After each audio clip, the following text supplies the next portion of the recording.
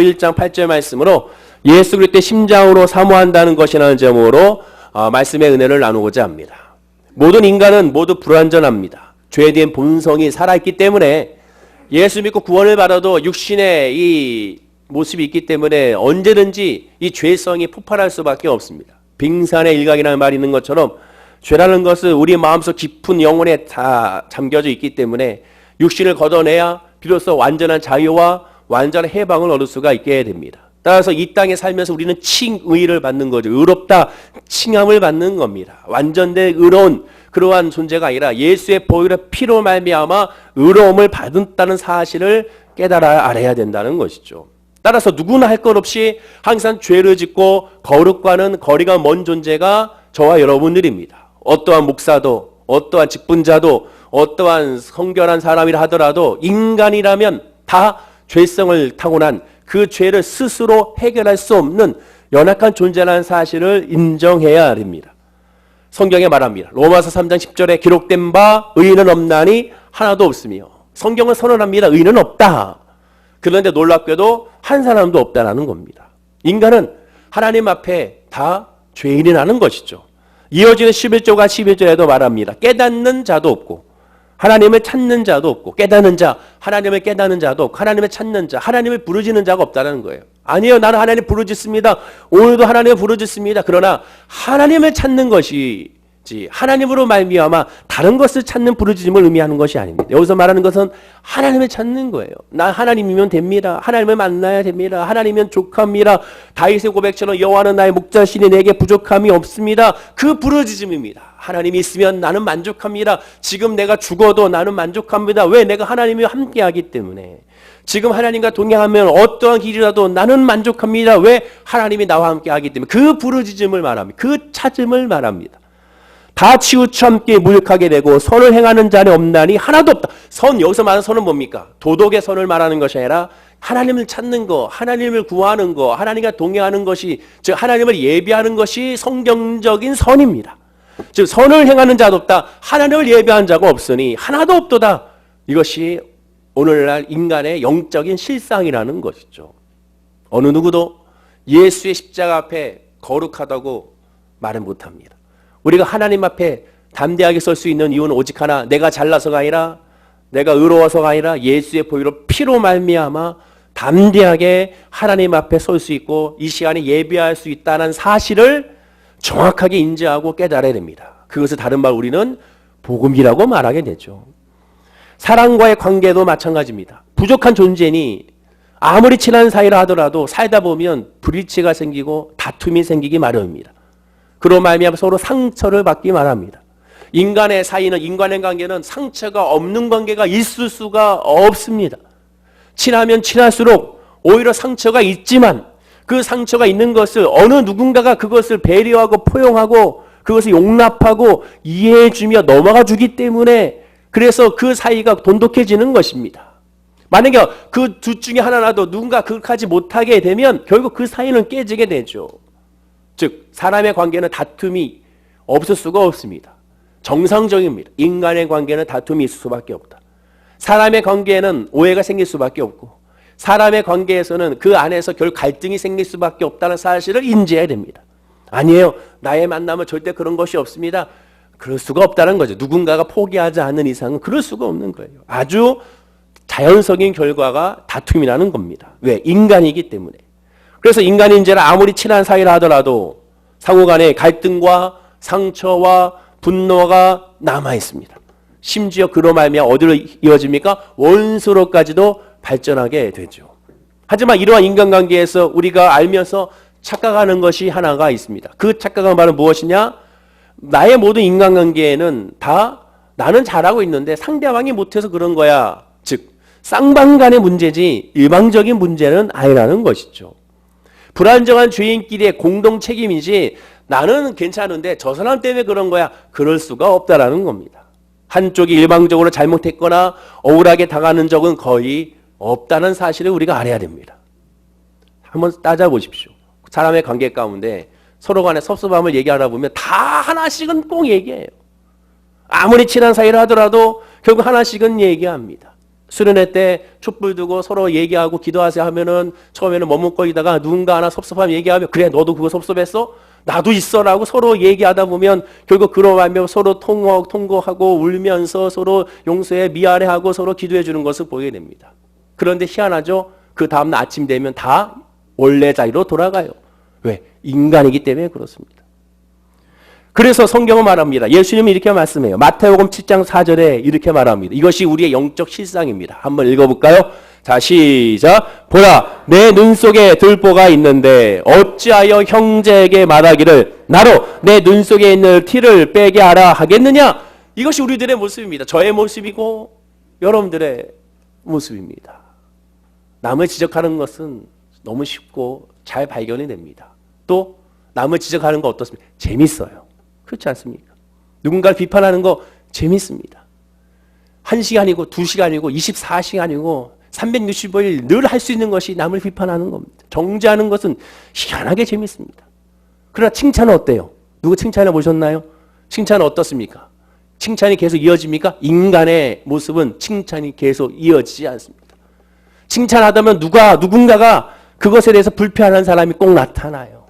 또 누군가가 그것을 왜곡하는 사람이 꼭 나타납니다. 그래서 칭찬은 오래 할 수가 없어요. 그러나 비판은, 정죄는 남의 이 모든 것들을 바라볼 때는 쉽게 말하는 것을 보게 됩니다. 인간은 자기 눈에 들보는 못 보고 상대 눈에 티끌은 너무나도 정확하게 잘 집어내는 사람이 바로 인간의 모습입니다. 항상 자기는 의롭고 상대가 잘못했다고 고집하는 것이 인간의 모습입니다. 재판에 가면 다들 그런 모습으로 말만 싸우기 때문에 재판을 서게 되는 것이죠.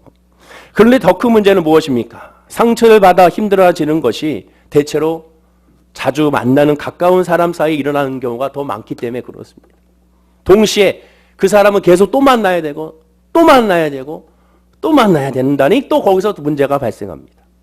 가깝기 때문에 그래서 상처가 크고 깊고 이겨내기가 힘든 것을 보게 됩니다. 또 가깝다는 것은 무엇입니까? 안 만나려야 안 만날 수가 없는 관계가 많습니다. 또한 상처를 아는 채 자꾸 만나게 되니 더 상처가 덧나는 경우를 보게 됩니다. 1991년에 나왔던 영화의 제목처럼 적과의 동침이라는 영화처럼 원수는 늘 항상 가까이 있고 원수는 외나무 다리에 정말 만나며 원수는 늘 함께 내 주변에 있는 것을 보게 됩니다. 그래서 우스갯소리로 가장 큰 원수는 누구라고 말합니까? 남편, 아내라고 말하죠.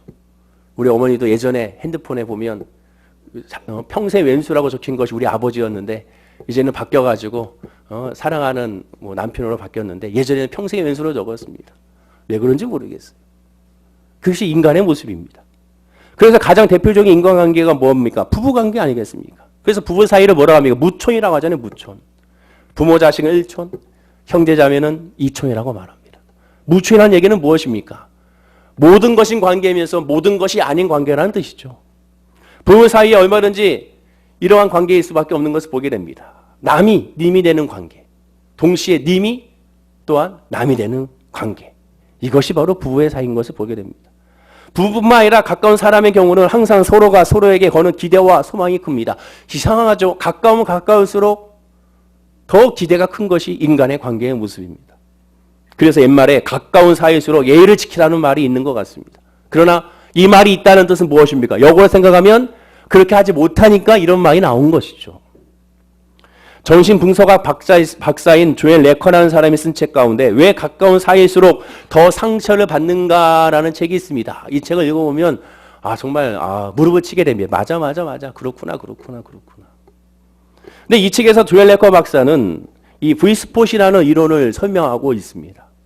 즉 이 V스폿이라는 이론이 뭐냐면 이 V스폿이 뭐냐면 제어하기가 힘든 원초적인 기억을 말한다는 것이죠. 더 쉽게 말하면 감정적으로 가장 상처받기 쉬운 부분이 있는데 사람은 누구나 다 상처를 크게 받는 부분이 있다는 겁니다. 근데 그 부분을 건드리는 순간 사람은 폭발한다는 것이죠. 어떻게 폭발하느냐?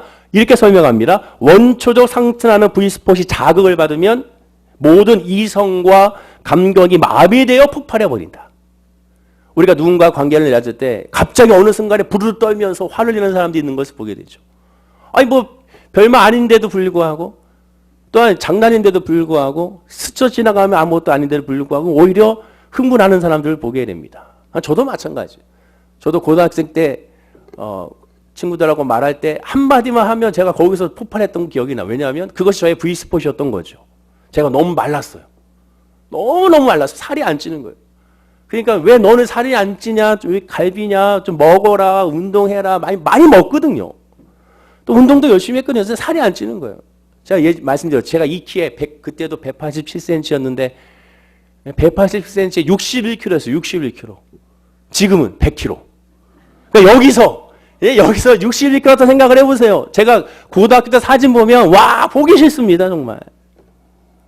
그래서 지금도 고등학교 사진 웬만하면 보지 않아요. 졸업 사진도 웬만하면 보지 않아요. 이 교복을 입혀놓은 건이지 소말리아 애들이 막 그랬으니까 야 넌 난민이야 막 그랬으니까 그 얘기를 들으면 좀 폭발하는 거지. 흥분을 하게 됩니다. 주체를 못하게 되는 거예요. 친한 친구가 더 그런 얘기를 하면 더 폭발해보고 야 너는 내 친한 친구면서도 어찌 그렇게 얘기하냐. 알면서도 어찌 그렇게 얘기하냐. 폭발한 그것이 V스폿입니다. 누구나 다 그러한 부분이 있다는 거죠. 근데 그것은 서로 간에 다 다르기 때문에 왜 그거 갖고 그래? 너는 왜 그거 갖고 그래? 아무것도 아닌데. 왜? 각자가 V스폿이 다르니까 이해할 수가 없는 거죠. 인간은 내가 상대를 생각하는 만큼 상대도 나를 배려해주고 생각해주기를 원합니다. 살아가는 사이일수록 더 그것이 깊어지죠. 주는 만큼 적어도 받기를 원하는 것이 인간의 관계의 모습입니다. 무의식이든 실수든 고의든 그 기대에 조금이라도 못 미치면 큰 상처로 변하고 가까운 사이일수록 그 상처를 바로 얘기하지 않습니다. 바로 드러내지 않습니다. 왜? 가까운 사이니까. 그래서 참습니다. 또 참습니다. 그러나 그것이 계속 쌓이게 되면 인간인지라 어느 순간에 V스폿을 자극하게 되어 폭발해버리는 것이죠. 그래서 가깝게 지내려면 상대를 먼저 배려하는 수고와 책임이 있어야 되고 서로 간에 져야만 하는데도 그런 준비와 각오가 가까워서 더 점점점 멀어지게 되는 것이 인간의 또한 아이러니한 모습인 것을 보게 됩니다. 사이가 가까우니까 서로 받아들이기만 생각을 하고 서로 이해해 줄 생각만 하고 서로 챙겨줄 생각만, 챙겨받을 생각만 하니까 오히려 작은 상처도 힘들게 마련인 것이죠. 미국의 적집사사를 설립한 사람이 남자가 아니라 여자입니다. 클라라 바턴이라는 여자가 이 여사님이 미국의 적집사사를 설립하고 오늘날 적집사사를 이어지게 전 세계적으로 활동하게 되죠. 이 클라라 이 여사가 이런 예화가 있었습니다. 한 친구가 수년 전에 있었던 큰 상처로 막 힘들었던 클라라 여사에 대해서 칭찬하는 것이죠. 야, 클라라, 네가 예전에 이렇게 힘들었는데 그때는 정말 절망이었고 그때는 네가 일어설 줄 몰랐고 그때는 너무 어려워서 네가 정말로 죽을 줄 아는데 근데 그것을 잘 이겨내고 이제 이렇게 성장했고 이렇게 이제 적지사사를 이끌고 있고 이렇게 기쁨으로 행복한 삶을 사니 너무 좋다라고 말을 합니다. 클라라 여사는 그 친구의 말을 듣고 무슨 소리야? 나한테 그런 큰일이 있었는가? 난 모르겠는데 라고 말하죠. 근데 친구가 말합니다. 야 어떻게 그걸 잊을 수가 있어? 너의 그때 그 큰 사건을 어찌 잊을 수 있어? 너의 삶이 바뀐 전환점이 된 그 사건을 어찌 잊을 수 있어? 네가 지금 이 길로 들어선 것이 그 일로 말미암은 것인데 어찌 그것을 네가 잊을 수가 있니? 라고 말합니다. 그러나 클라라 여사는 나는 모르겠어. 나는 잊었어. 라고 말합니다. 그러자 더 자세하게 그때 있었던 사건을 이 친구가 다 기억하여 하나하나 다 끄집어내요. 그때 이런 일이 있었잖아. 이렇게 됐잖아. 이렇게 돼가지고 네가 이렇게 돼서 이렇게 됐잖아. 라고 설명하게 되죠. 그때 이 클라라 여사가 말합니다. 나는 그 사건을 잘 모르겠지만 내가 알고 있는 거는 그 사건을 잊어버렸다는 사실만은 내가 기억한다라고 말했다는 겁니다. 상대에 대한 기대치 때문에 상처를 받게 되면 그런 상처를 받지 않으려면 두 가지 방법밖에 없다고 합니다. 첫째 방법은 상대가 바뀌기를 바라는 방법이죠. 그러나 상대가 바뀐다는 것은 보장이 안 됩니다. 너무나도 힘들어요. 상대는 바뀌지가 않다고 보통 보게 되죠. 두 번째 방법은 내가 바뀌는 방법밖에 없습니다. 내가 상대에 대한 기대치를 낮추거나 내가 아예 그냥 그것을 포기해버리는 방법밖에 없습니다. 그러면 둘 중에 어느 것이 더 쉬울까요? 둘 다 쉽지가 않아요. 둘 다 어려워요. 왜? 매일 만나는 관계니까 매일매일 함께하는 관계가 친한 관계일수록 그것이 더 힘듭니다. 안 돼요. 그렇다면 결국에는 이것을 바꿀 방법은 세 가지 방법, 제3의 방법밖에 없습니다. 그것이 바로 무엇이냐? 오늘 이 바튼 여사, 클라라 여사처럼 잊어버리는 겁니다. 근데 문제는 잊어버릴 수가 있는가? 잊어버릴 수가 없는 거죠. 왜? 그런 큰 상처가 있으면 절대로 잊을 수가 없습니다. 누군가가 나한테 말로 내가 상처받았다면 그 말이 계속 떠올라요. 행동이 떠올라요. 그 표정도 떠올라요. 그 배경도 다 떠올라요. 그 과정이 다 떠올라요. 정말 스냅 사진같이 따따따따따 해가지고 슬라이드로 다 떠오르게 되어 있습니다. 아무리 잊으려고 해도 잊을 수가 없어요. 저도 예전에 처음 사역을 시작했을 때 한 전도사님이 저에 대해서 이상한 얘기를 하고 다녔습니다. 교회학교 강서분교에 딱 부임을 해서 갔는데 강서분교에 가니까 차가 있어야 되는 거예요. 차가 없으면 안 되겠어요. 새벽 예배도 드려야 되고 또 금요 예배 끝나면 집에 가야 되는데 그리고 아이들도 태워야 되고 차가 없어요. 그러니까 그런데 교육전 은사의 사례비는 40만 원입니다. 그 당시 2001년도 40만 원이거든요. 40만 원. 그럼 그걸로 어떻게 차를 삽니까? 그래서 중고차 시장에 가봤더니 180만 원짜리 차가 있어요. 그 당시.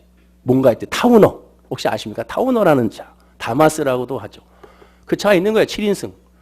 그래서 그거를 잘 돼가지고 그것을 샀습니다. 18개월 할부로 해서 샀죠. 네, 그 당시 은행 거래가 없으니까 신용이 그래서 좋았거든요. 그래서 40만 원에서 무려 한 달에 19만 얼마씩 나가게 되는 겁니다. 할부로 이제 18개월 나가는 거예요. 그래서 제가 이제 차를 끌고 이제 다니기 시작해요. 그 모습을 보고 한 전도사님이 이렇게 소문을 내는 겁니다. 아, 저 최화영 전도사 그 교회에서 사준 거야. 강서분교에서 사준 거야. 그 차를 사준 거야 라고 소문을 낸 거예요. 밥을 먹습니다. 여러분 작년에 우리가 1박 2일 전성도 수련회 갈 때 강사 목사님 차진호 목사님이 그 당시에 교회학교 고등 2부의 담당 목사였는데 그래 교육자들이 회의하고 같이 식사를 하는데 차진호 목사님이 저한테 말을 하는 거예요. 차영 전도사 왜요? 아니 차를 사준다고 그러면 좀 좋은 차를 사지 왜 그걸 사달라고 그랬냐고. 아니 무슨 소리입니까? 얘기 들어보니까 그 강서분교에서 차를 사줬다며. 아니에요 무슨 소리. 제가 사서 제가 지금 매달을 나가고 있는데 그 얘기를 누가 이렇게 전에 했다는 얘기 듣고 화가 확 난 것이죠. 그래서 기도했습니다. 어떻게 해야 되나. 그때부터 그 사람이 너무 미워지는 거예요. 너무 미워지는 거죠. 확인도 안 한 채 어떻게 그렇게 얘기할 수 있느냐.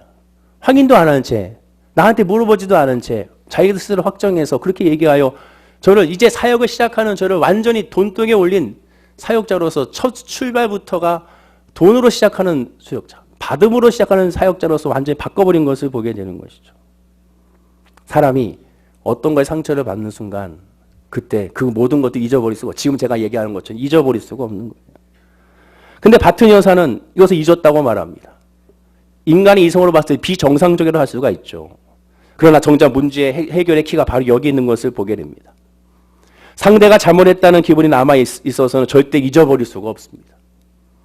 용서해서 가장 먼저 해야 할 일은 상대가 잘못했다는 그 마음을 아예 없애는 것에서 출발해야 한다는 것이죠. 즉, 그 사람이 그런 말을 했어. 그 말 자체가 아예 없어져야 되는 거예요. 없었던 일로 여겨야 되는 겁니다. 그것이 이 클라라 바튼 여사의 방법이었습니다. 그런데 이 방법은 사실상 성경적인 방법입니다. 오늘 본문이 바로 이것을 증거합니다. 예수 안에 살펴보면 이렇게 된다는 거죠. 내가 하는 것이 아니라 예수 그리스도의 믿음과 예수 십자가를 바라기로 그렇게 된다는 거예요. 왜? 하나님이 우리를 바라보실 때 그렇게 바라보셨기 때문에 그렇다는 거죠. 우리가 잘못을 했기 때문에 그 잘못을 용서해 주는 것이 하나님의 사랑이 아니라 그 잘못이 아예 없었다라고 여기는 것이 하나님의 사랑이기 때문에 그렇습니다. 그 사랑이 진정한 용서와 진정한 이해와 진정한 포용으로 바뀐다는 거예요. 나와 마찬가지로 그 사람도 불안한 죄인이기 때문에 그래서 안타까움으로 이어진다는 겁니다. 아담의 원죄로 인하여 죄의 본성은 여전히 남아있습니다. 그래서 그 죄의 본성이 여전히 주의 복음 안에 은혜 안에 없기 때문에 여전히 그렇게 흘러간 것이라고 인정해야 한다는 거죠. 그 사람이 주의 종이라 할지라도 목사라 할지라도 전도사라 할지라도 직분자라 할지라도 그러나 예수의 온전한 복음 안에 없기 때문에 그러는 것이나 그러니 안타깝구나. 오히려 차라리 하나님의 믿음 안에 없었으면 괜찮을 텐데 믿음 안에 있는다면서 그렇다면 더 안타깝고 더 안타까울 수밖에 없는 마음이 생긴다는 겁니다. 그렇습니다.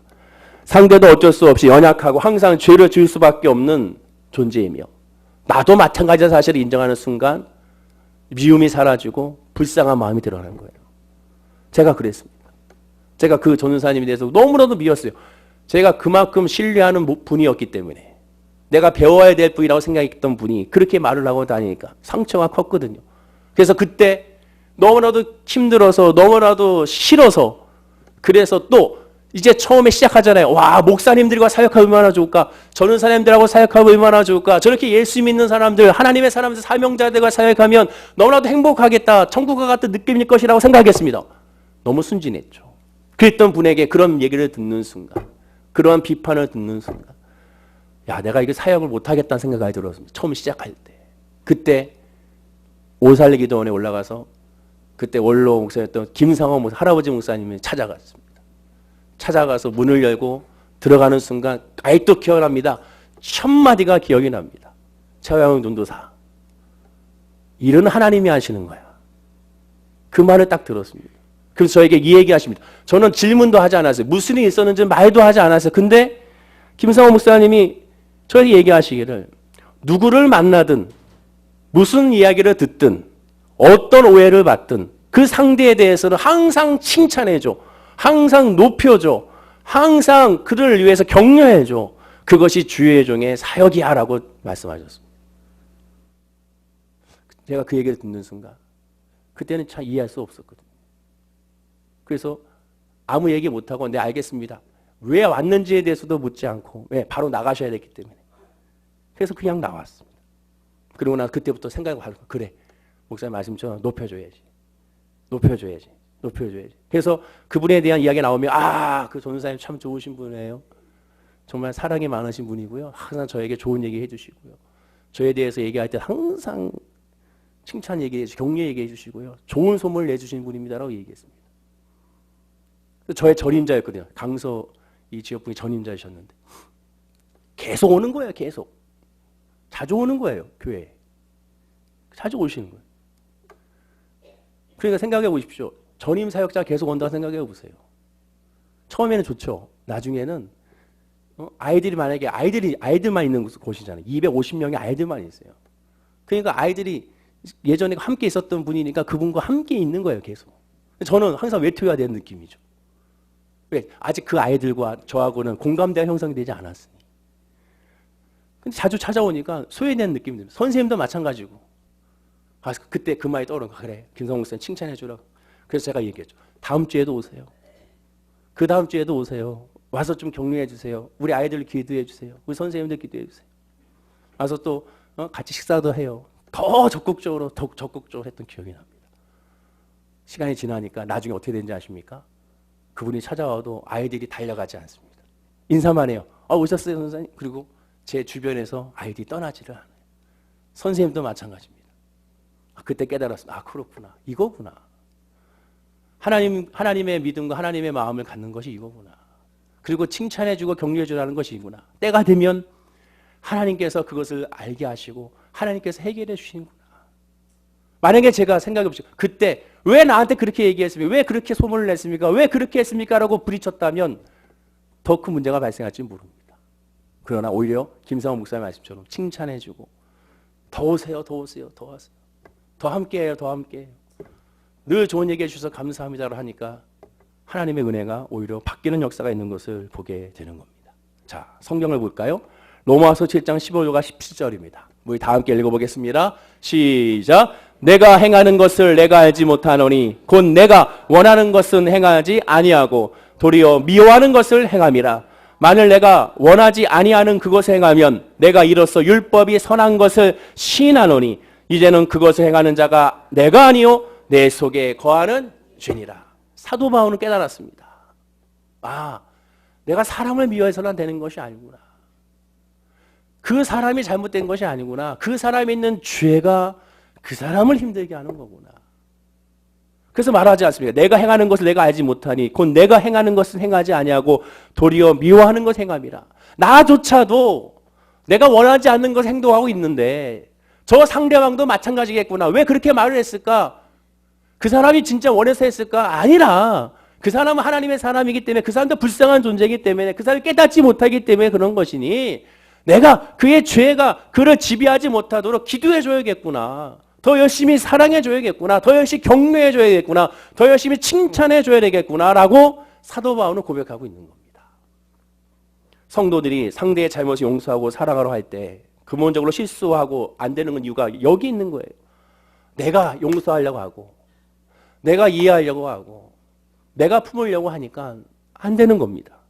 즉 이 하나님의 말씀을 도덕적인 말씀, 종교적인 말씀을 해석하여 적용하려니 안 되는 거예요. 그래서 내가 이제 성도가 되었고 또 예수님이 그렇게 하라고 했으니 반드시 상대의 잘못을 용서해주고 원수를 사랑하러 했으니 내가 이제 사랑해야지, 결심해야지, 신천해야지. 자, 내가 이제 만나러 간다. 나 이제 이 만나서 얘기를 듣는 순간 모든 걸 이해하고 포용하고 내가 안아줘야지. 됩니까? 안 돼요.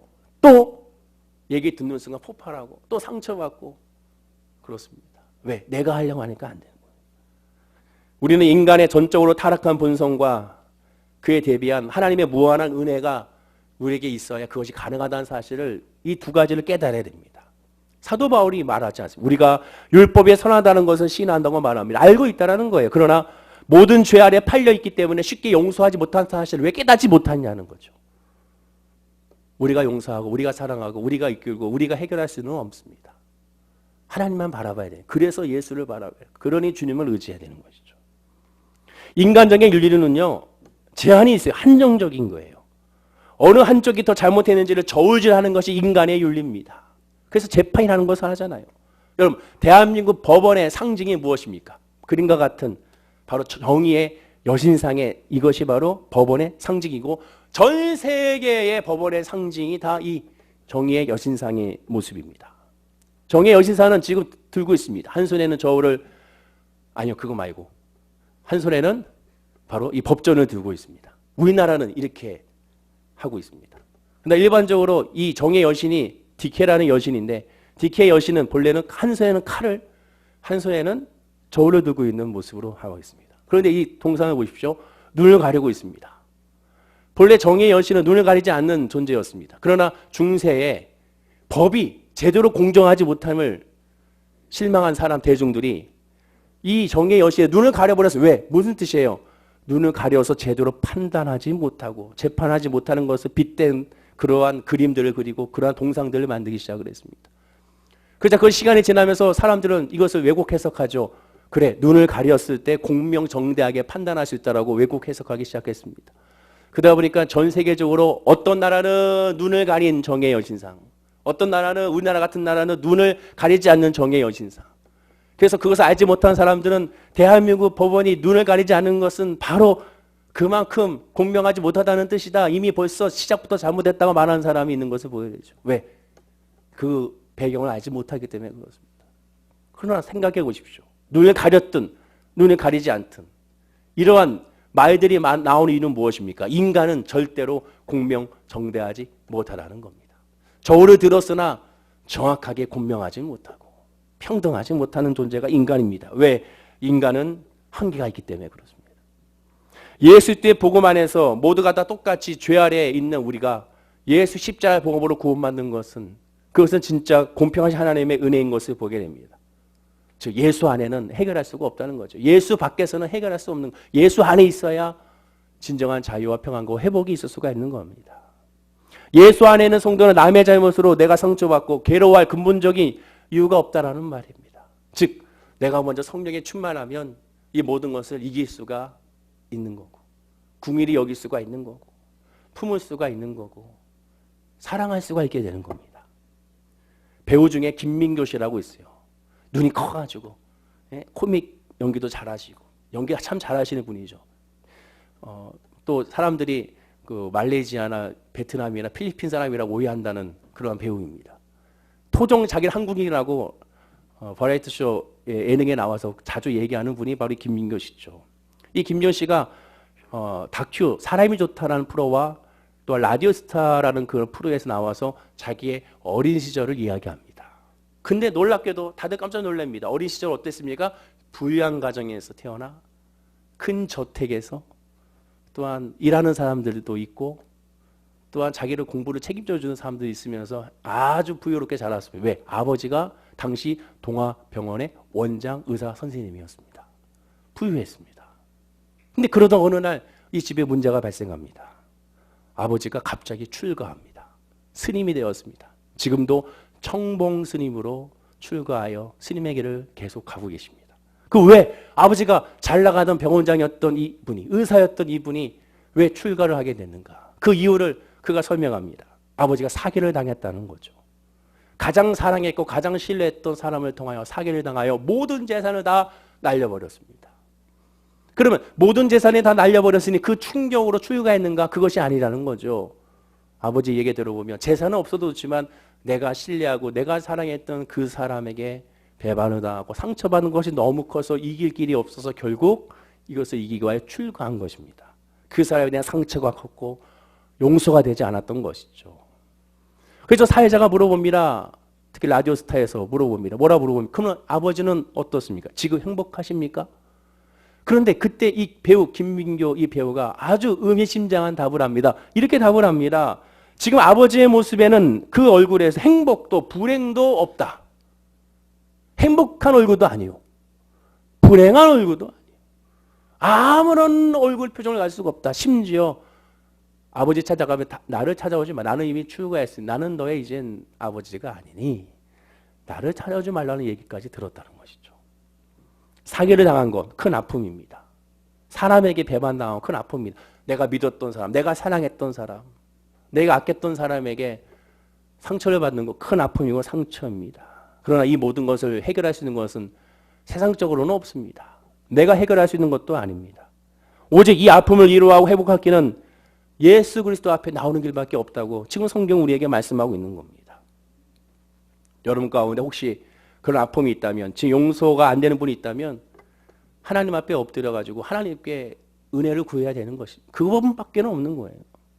오늘 본문에서 바울은 말합니다. 한번 읽어볼까요? 다 함께. 자, 시작. 내가 예수 그리스도의 심장으로 너희 무리를 얼마나 사모하는지 하나님이 내 증인이시니라. 공동번역으로 보면 내가 그리스도 예수의 지극한 사랑으로 여러분을 그리워하고 있다는 사실은 누구보다도 하나님께서 잘 알고 계신다고 말합니다.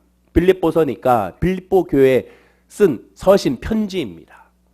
바울이 로마 감옥에서 편지를 썼기에 이 빌립보서는 옥중 서신이라고도 말합니다. 즉 옥중에서 쓴 편지라는 것이죠. 바울은 순교를 앞두고 있어서 언제 죽을지 모르기 때문에 빌립보 교회 성도들에게 감사와 기쁨의 편지 또한 권면을 쓴 편지가 빌립보서입니다. 그럼 왜 이 편지를 썼느냐? 표면적인 이유는 빌립보 교회는 바울에게 선교비를 보낸 교회입니다. 선교비를 보내서 바울의 선교에 도움을 줬던 교회입니다. 빌립보 교회는 처음부터 바울 사도가 복음 사역에 집중할 수 있도록 전념할 수 있도록 선교비를 많이 후원해 줬습니다. 사도 바울은 선교할 때 돈이 없어서 천막을 기우면서 돈을 벌면서 선교했거든요. 그것을 알고 빌립보 교회가 적극적으로 선교 후원금을 줬으니 얼마나 고맙겠습니까? 또한 빌립보 교회는 예루살렘에 있는 가난한 성도들을 돕는 일에 적극적이었습니다. 즉 빌립보 교회는 선교와 구제에 있어서 다른 교회 타의 모범이 되는 그런 교회의 모습이었습니다. 그래서 주회장 입장에서 사도 입장에서 빌립보 교회 성도들이 너무 고맙고 그 교회 사역에 너무 감사하여 편지를 쓰는 겁니다. 그래서 3절과 5절에 이렇게 말하죠. 우리 다 함께 읽어보겠습니다. 시작. 내가 너희를 생각할 때마다 나의 하나님께 감사하며 간구할 때마다 너희 무리를 위하여 기쁨으로 항상 간구함은 너희가 첫날부터 이제까지 복음을 위한 일에 참여하고 있기 때문이라. 보십시오. 얼마나 큰 칭찬입니까? 너희를 생각할 때마다 감사하고 너희를 위해 기도할 때마다 기쁨으로 구한다. 이만한 칭찬이 없죠. 자, 그러면 빌립보 교회는 행복한 교회일까요? 평안한 교회일까요? 겉으로 봤을 때는 구제에 힘쓰고 선교에 힘쓰니 모범적인 교회요, 행복한 교회일 수가 있습니다. 그러나 그렇지가 않았습니다. 왜? 빌립보서의 진짜 목적은 바로 여기에 있기 때문에 그렇습니다. 그 안에는 문제, 교회 내 내적인 문제가 어마어마하게 컸습니다. 거짓된 그 율법주의와 방종주의로 말미암아 그 교회가 분열이 일어나기 시작했습니다.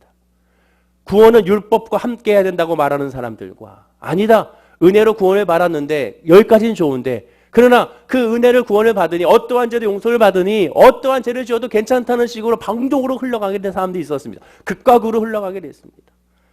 은혜를 더하려고 죄를 지을 수 없는데 그러나 은혜 받은 사람이 죄를 계속 짓고 있는 겁니다. 그러고 말하죠. 용서를 하나님께 구하면 용서해 주시오. 그러나 진짜 은혜 안에서 그렇게 행동할 수 없죠. 그러다 보니까 서로 성도들끼리 어떤 일을 합니까? 서로 싸우기 시작합니다. 서로 다투기 시작합니다. 겉으로는 구제와 선교에 힘쓰니까 좋은 교회로 보이지만 이 안에서는 성도들과의 갈등이 어마어마한 겁니다. 미워하고 서로 헐뜯고 서로 파로 나눠서 내가 온대 너희들이 온네 서로 말하고 있는 그런 상황에 이르게 된 겁니다. 그래서 사도 바울은 빌립보서를 통하여 계속 강조합니다. 빌립보서 1장 20절에서 2장 4절에 하나 되라 성도여 하나 되라 예수로 하나 되라. 2장 12절 18절에 역시 하나 되라 성도여 하나 되라라고 말합니다. 또한 4장 2절과 9절에도 역시 또 하나 되라 하나 되라 하나 되라라고 말합니다. 세 번이나 교회 내에서 분열하지 말고 성도가 서로 사랑하고 용서하고 하나가 되라고 말합니다. 구제하고 성도해봤자 무슨 의미가 있습니까? 그것이 중요한 것이 아니에요. 성도가 하나 되지 않으면 아무런 의미가 없어요. 먼저 그것을 끊고 먼저 하나가 되는 것에 집중해야 되는 것이죠. 그러면 어떻게 하나가 되냐고 말합니까? 사도 바울 오늘 본문에서 말하는 이러한 모습으로 하나가 되어야 됩니다. 역시 다시 한번 읽어볼까요? 자, 시작. 내가 예수 그리스도의 심장으로 너의 무리를 얼마나 사모하는지 하나님이 내 증인이시니라. 어떻게 하나가 됩니까? 예수 그리스도의 심장으로. 공동번역으로 보면 그리스도 예수의 지극한 사랑으로. 나의 사랑이 아닌, 나의 관심이 아닌, 나의 포용이 아닌 예수의 사랑으로, 그리스도의 복음으로, 그리스도의 은혜로 사랑하고 하나가 되라는 것이죠. 정리하면 성도가 원수도 또 모든 사람들을 그리스도의 사랑으로 품지 않으면 안 된다는 겁니다. 내가 먼저 예수의 은혜 안에 잠기지 않으면 용서할 수 없고 이해할 수 없고 품을 수가 없다는 거예요. 오직 십자가 안에 있어야 진정한 하나가 될 수가 있는 거고 십자가 안에 있을 수 있도록 하나님을 구하고 간구하는 것이 교회의 사명이 되어야 한다는 겁니다. 혹시 여러분들 가운데 용서하지 못한 사람이 있고 아직까지도 죄송하지만 꼴 보기 싫은 사람이 아직까지 있다면 그럼 무엇을 해야 되겠습니까? 하나님의 은혜를 먼저 구해야 됩니다. 왜? 내가 누군가를 꼴 보기 싫어한다면 다른 누군가가 또 나를 꼴 보기 하는 사람, 꼴 보기 싫다고 하는 사람이 있기 때문에 그렇습니다. 우린 다 연약한 인간의 모습입니다. 저도 마찬가지예요. 제가 이렇게 설교를 하는 거는 다 제 얘기거든요. 하나님이 저에게 주시는 메시지입니다. 또한 여러분에게 주어지는 메시지이기도 하죠. 내가 사랑하고 내가 이해하고 내가 품을 나가면 안 됩니다. 제가 정말로 사랑했던 동역자가 한 명이 있었습니다. 근데 그 동역자가 너무 친했어요. 늘 함께 했습니다. 심지어 서로 사귀냐고 할 정도로 너무나도 서로 간에 늘 대화하고 교제했던 사람입니다. 그랬더니 어느 순간에 그 사람으로 말미암아 큰 상처를 받았습니다. 너무나도 많이 힘든 것이죠. 물론 미안하다고 얘기를 합니다. 저한테. 근데 그것이 계속 반복이 됩니다. 미안하다고 하는데 반복이 되고 미안하다고 하는데 반복이 되고 미안하다고 하는데 반복이 되면 어떤 생각이 듭니까? 이 사람 정말 미안한 거야? 이런 생각이 들죠. 용서가 안 되는 겁니다. 아무리 믿음 안에 있다 하더라도 안 되는 거예요. 왜 그랬을까? 내가 성령의 충만함이 있지 못했겠구나.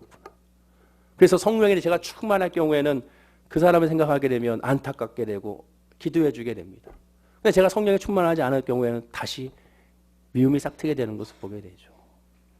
오늘도 이 말씀을 준비하면서 그분에게 연락을 했습니다. 지금 헝가리에 선교사로 가 있는데 연락을 했습니다. 한 번도 연락하지 않았던 2013년 이후로 한 번도 연락하지 않았던 그분에게 어떻게 사역하고 있는지 아이들은 어떻게 지내고 있는지 사모님도 굉장히 친했거든요.